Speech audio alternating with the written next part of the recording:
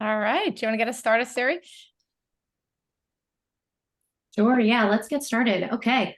Well, everyone, welcome and thank you for joining. We are talking today about usage-based pricing. We put this session together because we were hearing this theme in the market over the last several months, both with our customers and in the broader market. And the theme is that companies that perhaps weren't using a usage-based pricing model in the past are now considering making the switch. And it's not just as simple as flipping a switch. There's a lot of things to consider. And so we've been having these conversations with our clients and in the broader market a bit. And the trend that we're seeing here is that companies are looking to make this switch because they're looking to better align the value that they deliver to their customers and also to deliver or to align better with the value that their customers are expecting. There's a lot of market shifts going on, in the market, as we all know right now. And so we decided to put this panel together of a few of the experts in the usage-based pricing world to talk through what are those things that companies should be considering right now. And so we have gotten together today with Adam Hawatson, who's the CEO of Logisense, with Peter Zotto, Managing Director of Paddle, and with Dominique Levine, CEO of Winning by Design. And so each of them are going to talk through what are those key things that you need to consider when you're making this shift. I'm going to hand it over to Dominique to kick us off, but just a quick bit of housekeeping so you're all aware. We are recording this session and we'll be sending out both the slides and the recording to all of you who are either here or if you've just registered and you want to catch up on the session later. So with that, I will hand it over to Dominique. All right. Thank you, Sari, and welcome everybody. So I'll kick us off. I will talk about revenue architecture, surprise, surprise, as winning by design, and some models that you might keep in mind as you're contemplating your pricing model. And I'll hand it over to Adam, who will take us through some of these gotchas too that Sari already talked about, right? Is pricing even usage-based pricing even right for you? And some real life stories of good, bad, and ugly. And then we'll conclude with Peter talking about the actual deciding on the price and such and how to align with value and impact, as Sari mentioned. Feel free to chime in your questions, comments in the chat. We'll try and keep it as interactive as possible. Let's dive right into it. But as I said, winning by design, for those of you who don't know us, obviously we believe that you should put as much engineering and design into your go-to-market as you put into your product. So not surprisingly, I will kick us off with some thoughts on some of our models that you should keep in mind and that could help you navigate deciding on the right pricing model and then implementing that. And specifically, I will talk about what we call the revenue model and the operating model. So let's dive right into that. So just a quick poll, and to make sure you've all found the chat, including you bots out there, please type in the chat. Where are you on your user-based pricing journey? Are you A, just thinking about it? B, you've decided to make the switch already? C, you've even already started to implement it? Or D, you're already using it? So where are people in the audience on this? Lots of A's, B's. I don't see D's yet. I'm trying to, okay, if there's any D's out there, please. Frederick, Frederick, perfect. So we want to keep you in mind. And again, feel free to chime in because you have a lot. Oh, Ben, perfect. Yeah, so especially the Ds, you have a very special role to play, of course, today and to share your experiences with your peers here on this call. So we create a revenue architecture community that can learn from each other. Fantastic. All right. So a good mix of folks out there. But yeah, just a quick, starting again at the beginning, we call this the revenue model, or maybe more commonly referred to as the SaaSometer. So the SaaSometer tells you, it's a spectrum, as we will see. You can start with On the left-hand side, right, so the good old days when we were selling, I don't know, hardware, maybe routers, on-premise equipment, whatever, it was an all pay up front, deliver up front, and be done with it. And then as we're moving to the right, maybe there is some software included in that hardware. That was a 20% a year, typically support contract. Then we moved into the good old Oracle days where they would take you to the golf course to sell you perpetual 7-figure software licensing deal, and that may or may not turn into shelfware and call it good. Obviously, moved into the world of SaaS, which initially actually probably was more of an annual, and then interestingly, people are sort of sometimes moving left, right, on this SaaSometer, and if they're doing well, the annual or monthly, right, for many new products started in the early days of SaaS, and then as they experience churn and build more loyalty with clients, they might move left on this SaaSometer to try to do annual contracts or multi-year contracts. But as you do that, you can see it's really a spectrum, right? Because the difference between multi-year SaaS and perpetual software plus or even hardware with support contract starts to be smaller. Now, obviously, you can go from monthly to weekly, quarterly, and then ultimately you end up with, a per usage-based model. Now, you can take that even further, right? So the difference between usage and action is usage is you use the product, and as you do, you pay for it. I guess action is more no pay, no cure, right? So think of it as a pay-to-click model, for example, right? You can use and put ads out there, but you don't pay until it actually drives results. And then all the way there, on the right-hand side on the bottom, you might have a freemium model where it's actually completely free. So this is sort of our spectrum, and you'll hear us talk a lot about moving to the right or moving to the left.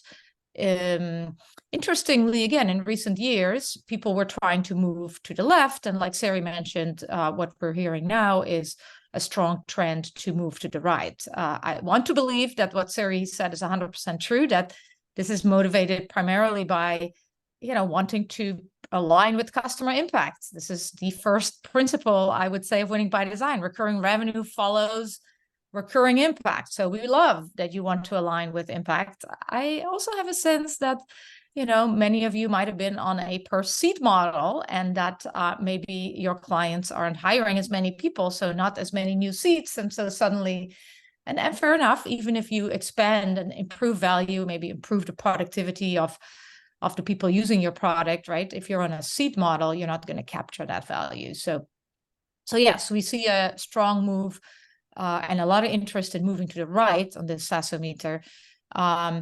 We do want to, and you'll hear that hopefully throughout, it can be very powerful, huge fan, because it's very customer-centric, but there's a lot that changes as you move. And so the biggest mistake you could make is to only change your pricing and change nothing else.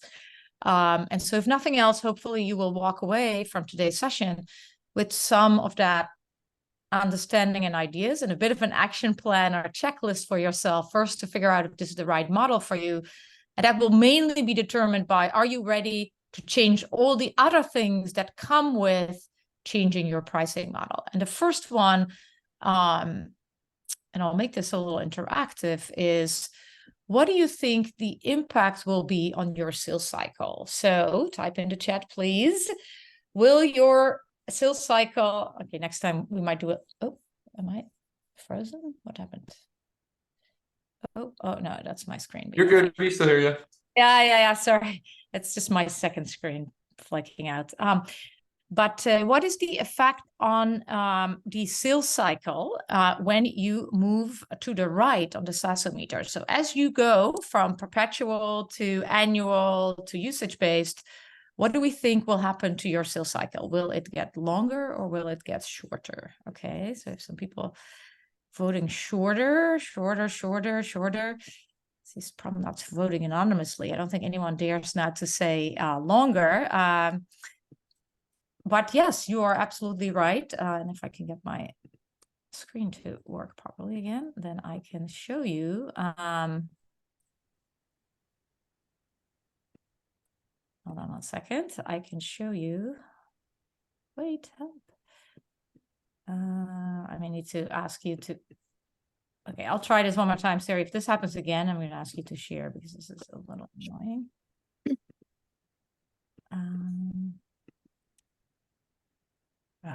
Dang. Can you share the slides, Sari? Sure. Is that possible? Oh, but you're also doing chat. Sorry. Okay.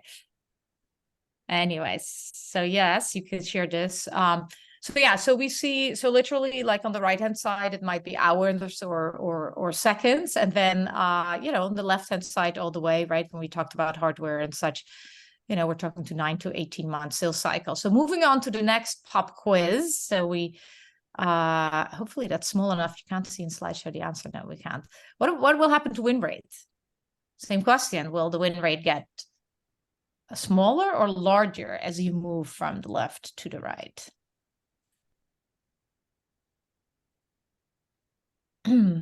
Increase. Now, maybe a hint here is think about freemium. What is free to paid conversion percentage typically, and how does that compare to a typical enterprise sales cycle win rate?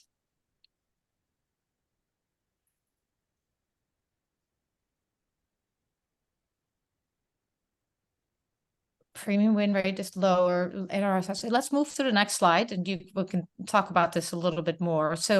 So yeah, this is a little counterintuitive, but what we're seeing is typically actually as deals get smaller, and so there again, it's a little tricky, right? We're talking here about usage based truly in the sense of no upfront commitment, no upfront payment or any of that sort, which is also a variation, obviously, of a usage-based model, right? You can align your pricing to usage, but still have an annual contract or a multi-year contract of whatever the case may be.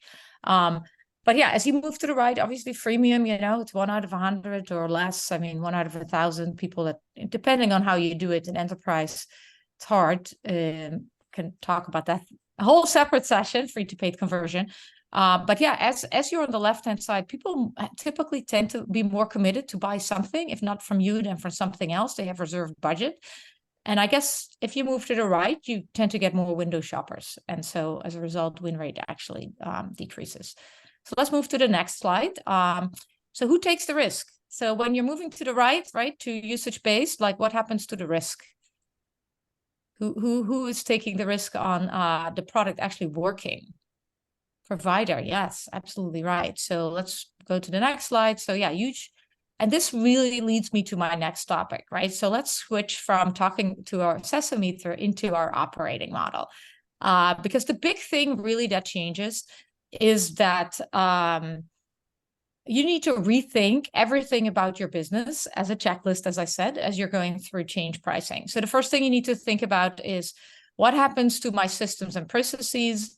Do I need to install new technology? And do I need to rethink roles, responsibility, organization design, and compensation? So let's go to the next slide. So this is our bow tie.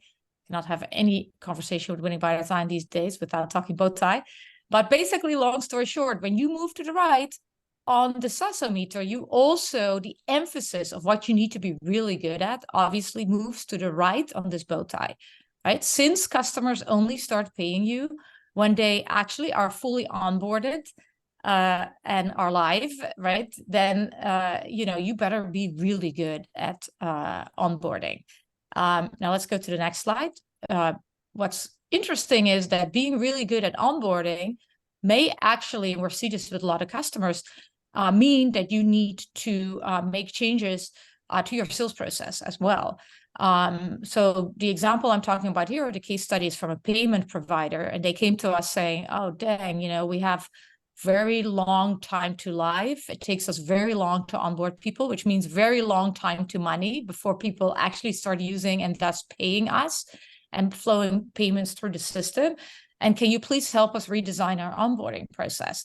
But it turned out, and since there have been many other customers like this, that the best thing that they could do was basically to do pre-boarding, to involve customer success even before the initial commit and the initial deal was closed. And the little screenshot that you can't really read is a joint impact plan, right? Where this client started to share with the client some of the things, and this was payment, so there were some compliance steps involved that took a long time.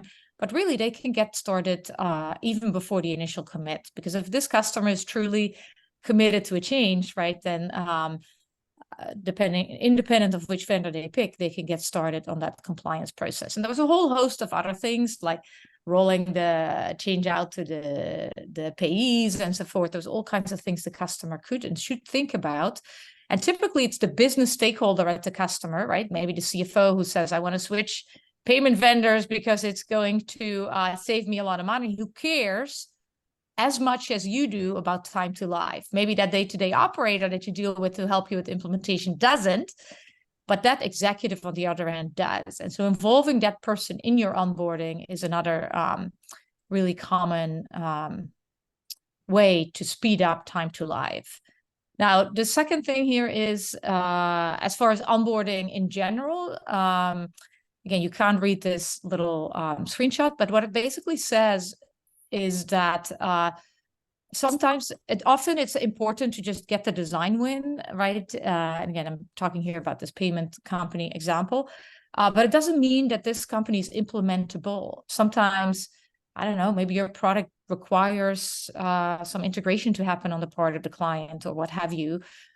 So in this case, you have actually two groups of customers. One is the ones that can be onboarded and that are implementable, and some that are not implementable due to no fault of you. That time to life could be very long because maybe they need to finish their product before they can actually start using your product. Doesn't mean you shouldn't close those deals, but again, beware that those people need to be put in a separate sort of nurture stream to, keep warm so that they eventually will start flowing workloads or payments or whatever the case may be through your product. Anyways, long story short, you need to be really good at adoption, and not just one at a time, but at scale. So this video was shared to me by one of my customers who says, this is what I need. I need to be not just good at onboarding. And if you know this I Love Lucy episodes, definitely replay it. But yes, these chocolates come, and they come faster and faster if you're successful. So this onboarding process shouldn't just work, for the scale that you have now, but anticipate success. And this is where technology can really help. It's a force multiplier, right, to the process that you're going to define to make sure that you keep up and drive usage and workloads and such in your usage-based pricing model. The third thing to think about is people. So again, roles and responsibilities may change and compensation may change. There's a fantastic, we'll post it in the chat in a second, but fantastic workshop by the head of RevOps from MongoDB. She did it at SaaSometer and then recently redid it online, so the recording is available. But it's a great overview of what you should consider for your compensation model. And it actually starts, of course, with defining what you want the role of your sales team to be. Should the sales team have a role post-close with onboarding and expansion? Or are you handing that off to a CSM team and such? And so all of that will ultimately drive how you do compensation. Anyway, I'll pause there. Clearly, I'm not giving you answers yet, but hopefully I'm giving you some frameworks to think about this, with the biggest takeaway really being, it's not just pricing people. We need to rethink everything about our operating model and our business for this to be successful.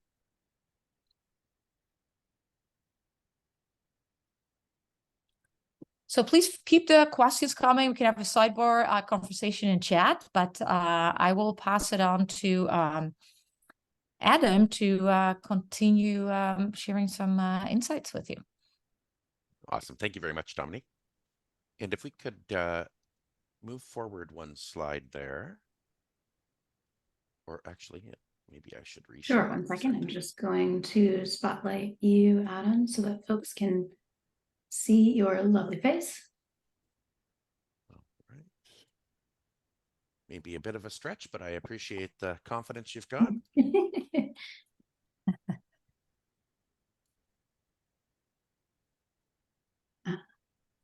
Apologies, 1 moment. We're all losing our screens today. I know. Yeah, actually, now that I'm not speaking, I can probably get that. Let's see. Well, while you pull that up, I will dive in here just in the interest of time. So I think everybody on the line is probably acutely aware that we're in a pretty unique time period, right? We've got multiple once in a lifetime events happening every year. And it seems like a quarter won't go by without us experiencing another one, whether that's the dollar spends for 30% less than it did 3 years ago. You may have a labor shortage or a surplus. There's lots of political and environmental activity going on. Things just feel more difficult in the 2020s, and I would expect that we won't see a reduction in the once in a lifetime events that keep recurring with more and more frequency. And as a result, we need to be acutely aware of how we're approaching the market economically, especially those who are in a B2C or B2B2C scenario, where we have to be cautious with those pennies. We want to make sure that we're able to attract and be competitive in the market around our pricing strategy. And this is becoming acute for some companies, I think, particularly the closer to the consumer that you are. Let's go forward one slide.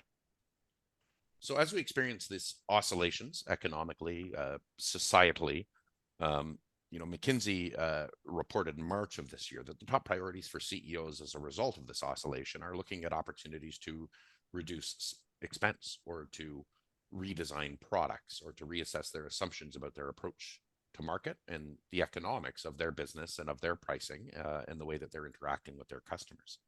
Let's go forward one additional slide.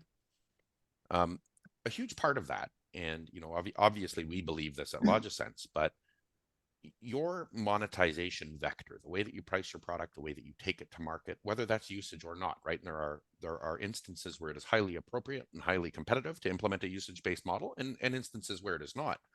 But make no mistake, no matter what end of the spectrum you are on, your monetization strategy and the way that you price and take products to market is part of your product experience. And that is fundamental. I'm going to give some examples of where customers get this very right. And I think we've probably seen examples of where customers get this very wrong. One that's been in the news lately is BMW, about a year or more ago, had announced that they would be charging on a usage basis to activate the heated seats in your car.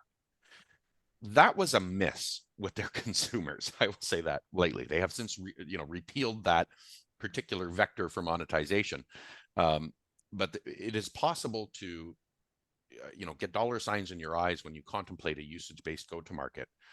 But in the case of BMW with their heated seats, the customers weren't seeing value in the heated seats that already existed in the physical asset that they purchased. And in fact, were very turned off by the notion that they would have to pony up each time they wanted to activate that feature, for which the physical infrastructure already existed in the asset that they had purchased. So that implementation of a usage-based monetization strategy, turn on your heated seats or turn off your heated seats, was a miss. So you have to be sensitive about what the product is that you're delivering and what the specific value is that your customer perceives in the product that you're delivering to them. And we call that the value metric. And that becomes the core, the nexus around where you develop a usage-based strategy. And I know we're going to hear more about Peter on that topic and what that value metric is in just a moment. But let's go forward one more slide. So in the Winning by Design speedometer, and I've got a version of that slide here in just a moment to talk about it again. It's a highly dynamic spectrum, and I'm going to break it down into sort of a 5-category step table here, particularly perhaps with a little bit of a technological connotation to it. But these usage-based strategies can be implemented on any sort of product or service. You think about Rolls-Royce with their power by the hour delivery service for jet engines, where you only pay when the engine is in flight, serviceable hours in an aircraft, a highly appealing model to commercial airlines, where they're only paying for the product when it's generating revenue in flight, active, the engine is running, it's been serviced. That's an example where a usage-based model is great for a very capital-intensive asset. A jet engine is a very expensive thing to build.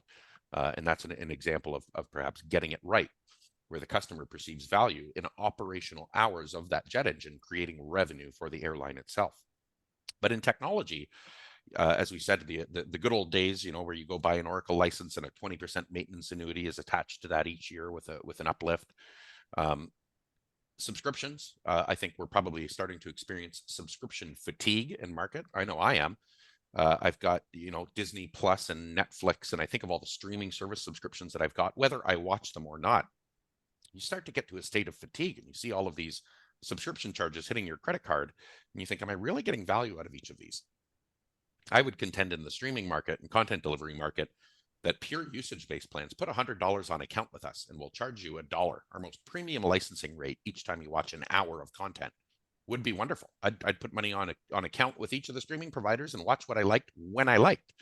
There may be variations in tiered pricing. The more you buy, the cheaper it gets. And then you start to move into these usage-based go-to-market models. One example may be a minimum commitment model where you invest a lot upfront. When we talk about that risk spectrum moving entirely to the vendor as you move to a pure usage and freemium type model, perhaps if you have an asset or capital intensive product that you need to deliver, you require a minimum commitment and then can charge a usage-based fee on top of that, through to the concept of pure pay-as-you-go, usage-based, only pay for what you use type of pricing. But again, we're talking about a large swing in the amount of risk that is assumed by the vendor. And for that, you may get the benefit of shorter sales cycles. You may get the benefit of a broader appeal to a broader base of prospects in your market, or it may be a competitive lever that you can use against the competition who has a commercial barrier to getting access to the product at all. But on this, whether it's the speedometer, dynamic spectrum, whether it is the step table of old-timey perpetual sales through to pure usage-based pricing, you'll need to find the model that is right for you, right for your business, right for your risk tolerance, and relevant to your competition. And there's a variety of different models through which you can deliver that. And let's go forward another 2 slides. We'll go to the bow tie here because I think we've sort of covered the SaaSometer. And by the way, I'm going to be using that term, Dominique. I love that, the SaaSometer. If you're moving to a pure usage-based model, as we've already alluded to, you better be really good at the right side of this bow tie, because you're not taking a huge amount of cash or capital up front. You're not asking for the customer to pay one time to completely own the asset. You're selling access to that asset, whether it's a digital service, a physical product, or a hybrid product. So if you're moving to pure usage, you better be sure that your product is sticky and that it is something customers are going to get use out of, because people don't pay for shelfware on a usage basis. You have to be sure that you're delivering value when you settle into one of these usage-based models. Let's go forward one more.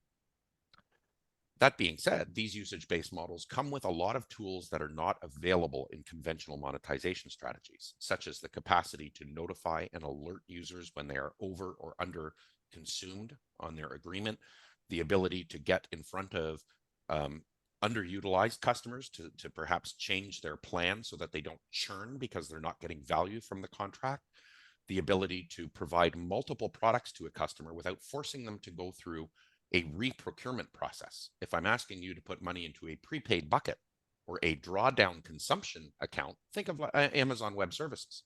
If you commit to spend $10 million a year, we'll give you a discount. Doesn't matter. We've got a catalog of 100 products or 1,000 products. It doesn't matter which one you're committing to, and we're not asking you to make that bet. But if you sign up for the total amount, we'll allow you to consume from your bucket across our entire suite of products. And those types of constructs in a usage-based model allow the customer to have a little bit more confidence that they're going to get value for every last dollar that they deploy. And in 2023 and beyond, that's becoming increasingly imperative from a competitive perspective to demonstrate that you as a vendor, for any commitment you're asking for, will deliver value down to the penny on every aspect of that. And usage-based models where you have a suite of products and are consuming credits against a bucket of prepaid allows you to offset some of that risk in those pure usage-based models, because you've already collected the money.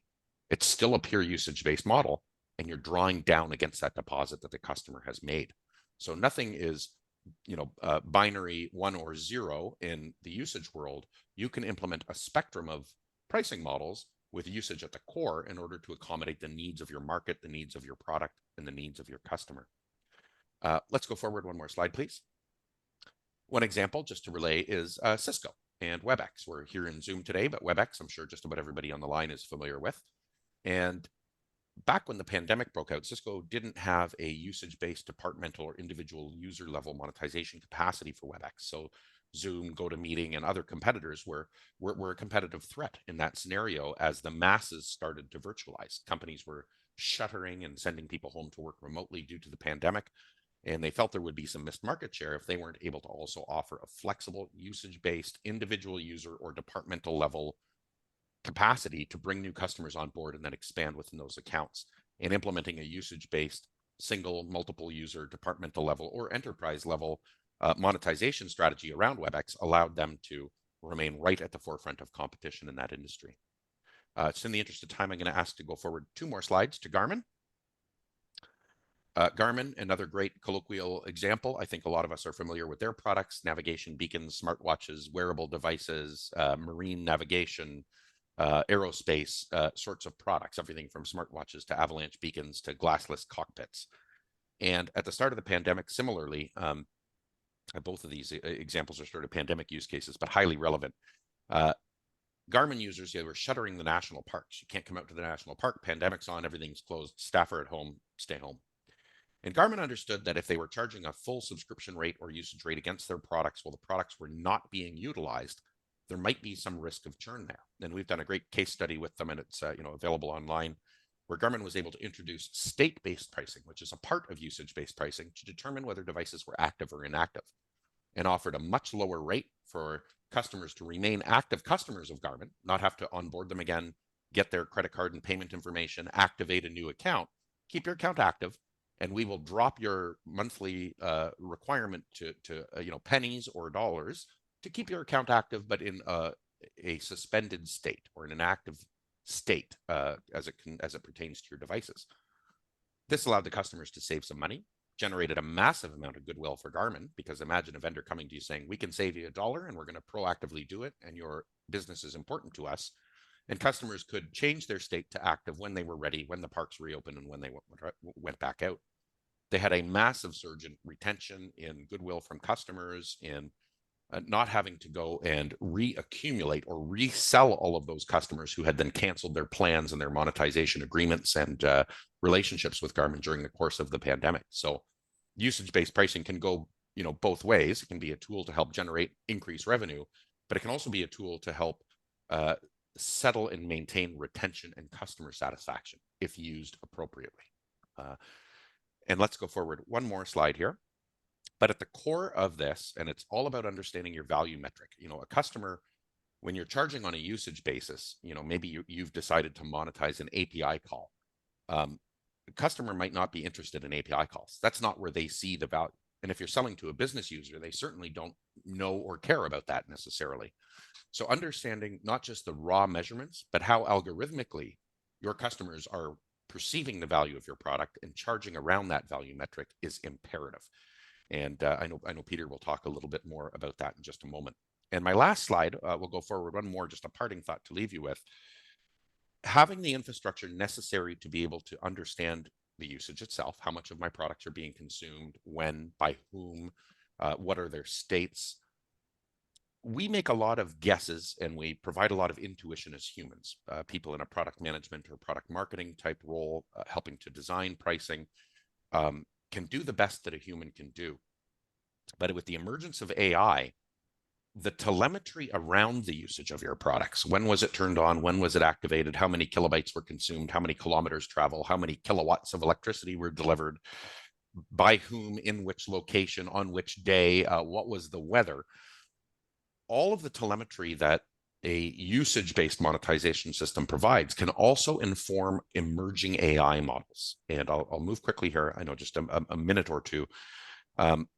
You can go to ChatGPT today and you can ask it questions about the general knowledge of humanity on the data that it has been trained with, meaning publicly available information on the internet. We think OpenAI hasn't released exactly what the training package was for ChatGPT 4 and which sources they used, but assume it was publicly available information. So I can't ask it a question like, which of my customers are likely to churn in the next quarter and why? What is the best pricing model that I can implement to drive revenue growth and customer retention? You can't ask ChatGPT that question about your business. But if you supplement, if you fine-tune, retrain, or prompt engineer an AI system with the usage telemetry that you have accumulated as a business and all of your customer and product interactions, an AI can start to answer those questions. So something to leave you to think about. It's not a full spectrum. There are good ways to do it and bad ways to do it. Goodwill by Garmin with all of their customers and retaining those relationships, a good way. BMW charging you $5 to heat your seat with hardware that you already own and paid for in the original asset, not a good example. And at the end of the day, it's all about the data and it's all about understanding where your customers perceive that value to be able to monetize effectively around it. And I will pause there and hand things back over to Peter. Cool. Thanks, Adam. I feel like, what's funny about the BMW example, because they're one of now probably several, is such that I think everything we do around pricing and go to market, it's like at the end of the day, it's not rocket science, and you sort of got to put your human consumer hat on. If you feel like it's a bad bet for you as a consumer, it's probably going to be a bad bet for your own buyers. And it feels like a bunch of people within the four walls of BMW made a bad bet without really thinking about it themselves. So thanks for the handoff. I feel like I'm going to be somewhat of a naysayer here, but I'm going to try to drive a couple key points home and keep people happy at the end. We're going to go through two main topics. One is value metrics, which we've now heard a lot about. I'm going to try to define it a little bit further, talk about why it's so important, and then we're going to talk about pricing sort of as we go through this. But before I continue, and maybe folks come off mute and do this versus the chat, because I'm bad at the chat. Does everybody understand what a value metric actually is? And if you do, shout it out and maybe give an example of what your value metric is at your company. That'd be super valuable.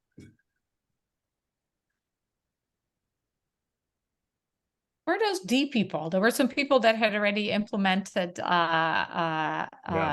what value metric did you align your model to? Doesn't even have. Sorry, go ahead. Go ahead, Frederick. So for our products, we use compute because our products basically are platform products that do a lot of analytics and processing. So we align with the compute. Yep. Cool. So compute. Anything else? Brian says number of campaigns. I can't see the whole chat. Hey, Peter. Number of campaigns. Yeah. Go ahead, Willie. Hi. So that's one of the areas where there's a little bit of a challenge, because there are multiple ways to figure out what the value metric is. And it would be kind of interesting to figure out from the inception, like if you already have a model, what would be a way to like sift out the best metric to bundle for a customer, right? So, for us, it could be anything from like an API call to the amount of transformations to compute power. There's a lot of options we could play around with. And so one of the things I wanted to kind of hear from the wider audience, wider group, right, is how does one go about an exercise to figure out what that value metric is? Yeah, it's a great question. I'm gonna answer that. Let me first, for the folks that may not have a ton of knowledge behind the value metric, if we just Sarah, if we just show that slide again, that'd be great. But let's define it first, and then we can sort of get into the functions of actually identifying it for you. So we think, first of all, we think of value metrics upon three different dimensions. By and large, the easiest way to think about value metrics is just the unit of measurement or unit of growth that you can drive from a customer. So if you buy coffee every day from Starbucks, you're effectively paying on a per ounce basis or on a per milliliter basis. If you're buying Salesforce or CRM software, you're typically buying on a per user basis. If you're buying a car, you might be buying on a per miles driven a year if it's a lease, or you might be buying the actual car itself. Those are value metrics, right? For us, we sort of think about them again in three different dimensions, but they have to be the following. One, they have to be incredibly valuable and impactful from a customer perspective. They have to align with how my customer, or your customer in this case, actually experiences value. They have to grow with your customer. This is true whether you're not usage-based pricing or you are usage-based pricing, but it's most definitely true when you're UBP, meaning like as they scale, size, spend, whatever, your value metric also has to scale. There's a lot of companies out there that use per user pricing, and they only sell to a small marketing department within a much larger conglomerate, when that conglomerate has a lot more money to spend, and they don't end up spending it because they've chosen the wrong value metric, for instance, right? It also has to be super simple. The challenge, especially in today, and 2023 and beyond, is that there are a lot of different value metrics we can throw at people. Sometimes we over-engineer from a product perspective, API calls, gigs, whatever it happens to be. Don't over-engineer your value metric, right? If you can do something simple, use something simple. Assume that your buyers may not spend as much time as you are thinking about your product. So it's really important to make it super simple. You want to make sure that it's feasible. So we've worked with a myriad of clients that they don't necessarily have the perfect price, but they have the perfect value metric. And what I mean by that is you can get everything else wrong in your business from a pricing and go-to-market perspective. You get the pricing wrong, you get the packaging wrong, you can get the positioning of this thing wrong. You could even be selling to the wrong personas to some degree. But if you get the actual value metric itself right, you're in a much better start, right? So how do you do this? We use a couple different methodologies to tease this out, but they primarily rely on actually talking to your customers and talking to the market at large of who you'd like to identify as actual buyer personas. The way that we do it, we use what's called a conjoint type of analysis, or a max diff, which is sort of like a diet conjoint. The way to think about this is it's forced trade-off in surveys, right? So when you collect information from customers, you might ask them, hey, of the following value metrics, what's most preferable to you versus what's least preferable to you from a value metric perspective. If you collect enough data, what you'll identify is that the market actually will dictate for you what that value metric should be. And you want to make sure, obviously, it's feasible on your end from an infrastructure perspective. So again, 3 things. 1, it has to drive value. It's got to be impactful. It's got to be able to grow or scale with your customer. And it has to be simple and easy to understand. And then from a feasibility perspective, and I suspect that Adam and his company can certainly help you with this, can you actually track and enforce it? Because if you don't have the guts behind the model, unfortunately, there's not much going to be able to do when it comes to actually tracking and charging for folks. So if we go one more slide, I think that Can I ask a quick question, Peter? Is that okay? yeah, sure. Can you Absolutely. comment on the necessity that the value metric is attributable to your company? So for instance, I've worked for a handful of B2B2C companies, and the number one metric they all look for is an increase in revenue. However, the attributability of your product to that increase in revenue may not lead that increase in revenue to be your value metric. So you have to closely tie attributability to your product. And I just think you missed that in your model. Yeah. So here's what I'd say about this. This is a really good question. Sorry, I can't see everybody who asked that question just from a name perspective. This is Ben. Yeah, Ben. Thanks, Ben. An example that I give, I think everyone is probably relatively familiar with HubSpot. Is that fair? If for those of you not, HubSpot is essentially the call it godfather, godmother of inbound-based marketing.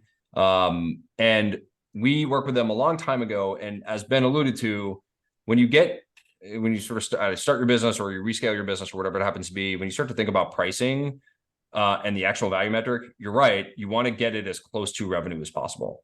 So if you're a HubSpot and you're trying to identify what the proxy is for growth, you want to figure out how close that is to revenue, because unless you have direct tie-in to a billing system, which some companies do, HubSpot does not, for instance, but unless you have direct tie-in to an actual attribution point within how much revenue you're making them, you need to find the next best thing, right? So whatever that proxy is for HubSpot, it's, I'm sure if you get inside their heads, they're thinking about it many years ago on a couple of different axes. One is users, probably. Another is website visits. Another is how long a customer is on a page or user is on a page. And then another one is contacts or leads. And they end up going for their marketing product. They end up going with a contacts or leads based model, right? So the more contacts or leads that they drive into a database for you to then ultimately sell to, that's the next proxy for revenue growth for them. So there's no sort of perfect model for this outside of finding the next closest thing, if you can do that, right? And so what I would tell you to do if you're struggling with this is come up with a list and talk to your product folks, talk to your marketing folks, talk to your sales folks, and work through what are the next closest things to attributable revenue that will align with customer growth and value. Ben, hopefully that makes some sense. And happy to talk about that offline just as we get into the tail end of this thing. Okay, cool. So here is usage-based pricing right for my company. I do think this is an important question to ask. There was a lot being said about usage-based pricing, not just today by the fine folks in the room, but largely sort of as the market moves. That doesn't necessarily mean everybody should jump ship on the model that they have today and go to usage-based pricing. And the reason for that is probably is obviously the bullet points that I'll go through here, but there's I'm pretty sure this is a Charlie Munger quote. If I'm misattributing it to him, I apologize. There's a great quote, I think, from him that said something to the effect of, when the tide goes out, you see who's standing on the sand naked to some degree, right? Which is to say that when things are great, the market's ripping, people want to use your product, usage-based pricing is awesome. But the moment that times are challenging, or there are a lot of competitors, or your product's not nearly as good as you thought it was, all of a sudden usage goes down pretty considerably. And all of a sudden what happens with that is that the revenue that you were anticipating tends to dry up. So don't necessarily equate usage-based pricing here to rapid growth, because that's not always the case. You need a really good product. If your product isn't mature enough for usage-based pricing, hold off on it. You got to make sure that your product is right, you have a team in place, and then ultimately that you can scale over time with a great product. Internally, you've got to make sure everybody's aligned. I mentioned this a moment ago. This is definitely true on Adam's slides as well. If there isn't alignment across the organization, think about the salespeople, right? If you're transitioning from a traditional SaaS-based model, which is just subscription or on-prem, and you move to usage-based, and you don't change the compensation structure for your salespeople if you got them, that's going to be massively problematic, right? You got to figure out what that compensation structure looks like. You need to start thinking about what your content marketing looks like and how you're going to talk to the market from a positioning perspective. So you need to make sure that everybody behind this thing is aligned. We get this a lot with PLG, right? Product-led growth, and now sometimes some of those sort of variations or striations of that, super popular. If you're not all in on this and you can't track it, don't bother going down that path, because it becomes really hard to move back from it. And then ultimately, usage-based product pricing, tends to be lumpy, especially in the beginning. Not many of us in here, I know there's one person in here, are at AWS, right? AWS is probably the exception, not the rule. They've done an amazing job of conditioning their buyers and their customers on how to buy product, and they have an amazing product. But we're not all going to be like you, AWS, overnight. So can you tolerate some lumpiness and unpredictability in that growth over time? And then finally, again, do you have the infrastructure to handle this? So if you don't, and that includes billing system, that includes sort of the tracking and analytics behind it. If you don't have those things, again, sort of wait and make sure that you can stop and start again when you have those pieces in place. And then last slide here, Sari. Cool. Focus on a great product first. Don't rush that process, and don't guess. So when I say don't guess and do the research, there's a couple of things here. We're going to talk about pricing. Pricing is often thought of as sort of like big mountain to get up. It's not that complicated. It just takes a little bit of effort to get your head around where your pricing might be. There's a couple of different methodologies I'm going to mention really quickly. If people want to talk about them afterwards, certainly find me. The two are, one, Gabor Granger, and the second is something called Peter Van Westendorp, or the Van Westendorp price sensitivity meter. The way that we think about the world of pricing is that the human brain tends to think about value in a spectrum. It's very difficult if somebody asked anybody in this room or on this Zoom, how much would you pay on a per API call basis? I have no understanding of what that product necessarily provides me outside of the fact that it connects something or downloads something. And so I want to be able to understand from a spectrum, where is a price too expensive versus where is it too cheap? And this is how we get directional pricing data. So once I've found that value metric, I then want to start to ask people, and you can start internally within your own company, product, marketing, et cetera. You can ask the customers that you have, you can ask prospects, and you can ask what are called market panels. Or you can actually go to a company like Qualtrics or Federated Sample or Newton X and identify buyer personas. The way that you do this is you ask them, hey, I have this type of a value metric, option 1, option 2, and option 3. At what price point are either of these options or any of these options so expensive on a per usage basis, right? Whether API call or per gig or per download or upload, that you couldn't consider purchasing my product or using my product? When is it so cheap you're actually going to question the quality of what our product provides? And then where is it getting to be a good deal that you'll consider purchasing it? And it'll give you essentially an updated ceiling and an updated floor of where your pricing can be. And now you have your value metric, right? You have a decent understanding of how that's going to scale, and you have a decent understanding of your floor and your ceiling of pricing. And at the end of the day, you can combine these two things. And like I said before, if you get everything else wrong, but you have your value metric right, you're in much better shape. And the last thing I'll say here is just make sure you involve everybody.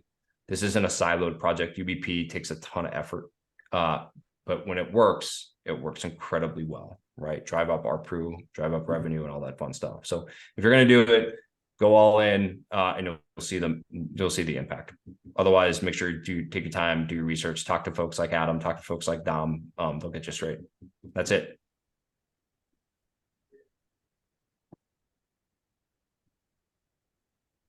Yeah, so this was a lot in a short period of time. I think there were several resources already mentioned, which I tried to share, some of which in the chat, but we'll definitely make sure to not just send you again the slides and the recording, but also some of those resources and links. And then, all three of us are 100% available to follow up and, maybe brainstorm how these things apply to your company. Obviously, call me if you want to talk about, I would say in particular, right side of bow tie and how to get good at onboarding, expansion, and adoption and expansion, or helping to define who does what in your organization, sort of those jobs to be done to then align compensation with. Obviously, Adam can chime in, but lots related to data and technology and such that you would actually need to do, as well as best practices. You can reach out to Adam, and then obviously Peter, as you can tell, is probably the world's expert on how to identify your value metrics and also figure out what the hell people would be willing to pay for that. So with that out of the way, we can see, is there other questions on the chat, or does anybody want to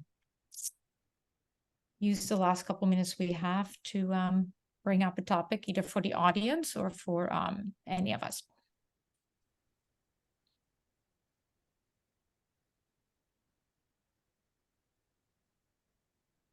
Yeah, I have a question about compensation in terms of if you've got consumption and it's really tied to the value drivers, or I'm sorry, what was the word used? Value outcomes or Value drivers is fine, yeah. value drivers, right? Got it. So I mean, I do believe that we have a tight alignment around the value driver for our merchant and the consumption. What I'm curious about, as someone who's worked in a number of different SaaS models, is the role that compensation for post-sales plays. In terms of, if you think about subscription SaaS, your job is primarily to not lose logos and prevent contraction, and maybe you get to throw some expansion dollars in there. But in general, most CS comp plans and mindsets are really defensive.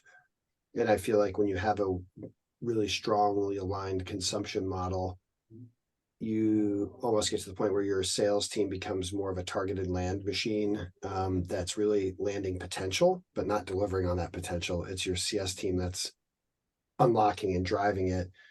Do you have anything around when and where to draw the boundaries? Culturally, we've always thought of the sellers as the ones with the unlimited upside and the accelerators and all this other stuff. And as an ex-post salesperson now in an operating role across a broader remit, kind of feel like consumption is like the day of post sales, where post sales should have a bigger kind of piece of the pie in terms of what actually happens on that customer journey. Is that something talked about? No, it's super good question. So a couple of trends we see. There's definitely people aligning not so much about retention, but NRR dollars that takes expansion into account. The other thing we're seeing, and it really starts with defining what the role is of your post sales team, but for many of our clients, it's not the post sales team necessarily.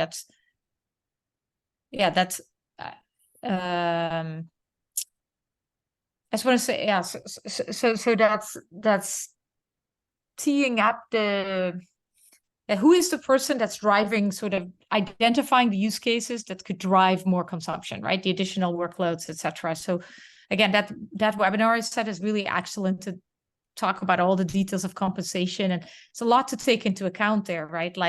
Because one of the things that many people complain about too is sometimes it's not your CS team at all, it's the product.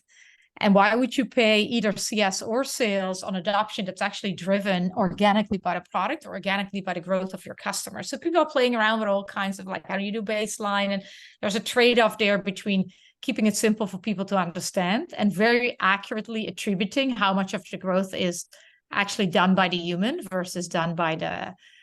But yeah, it's a super interesting, deep topic that happy to chat more about. Let me know when you have that webinar. We can chat. Yeah, that webinar is ready. I mean, look for it. I posted in the chat. We'll send it. There's MongoDB's, again, head of RevOps, did that at SaaSometer, and it's really excellent. So I would start with that as an overview.